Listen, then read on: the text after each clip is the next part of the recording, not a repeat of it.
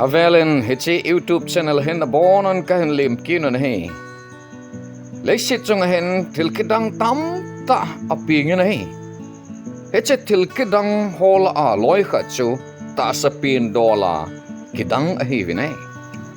Hichi tilkidang ta ho tusim hi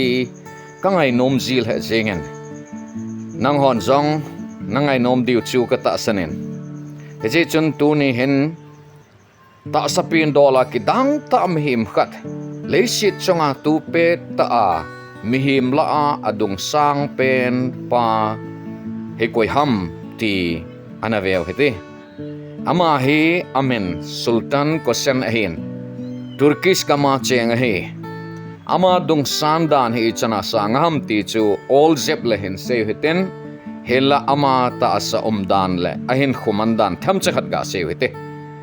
ama hen ata sa khanwal si hen dammon za chom hi ananei leu jingen akal sedan le lamzot dan jingjong ha sa san phat tin hen tingoli ma ha ke puji na helo la zid ave ami a support ding apan hu ding chu ading jingen ai dammon za chom ata sa khanwal zia let wal zia na nei ji chun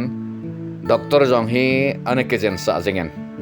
Sule chebana chen aneu laya agul han laya sikul kai laya chen ta sa hong khan wal ji chen sikul jana kai jom te talavem pha chom khat hil pi chu low ball in jong ahong pangenai chule ama hen ji jong anei tai ti thu hi aki hen hi ama hi adung sandan he ga ke sele kidang ta ahin ama dong sandan hi fit git le in chini le point gi na adong sang a hi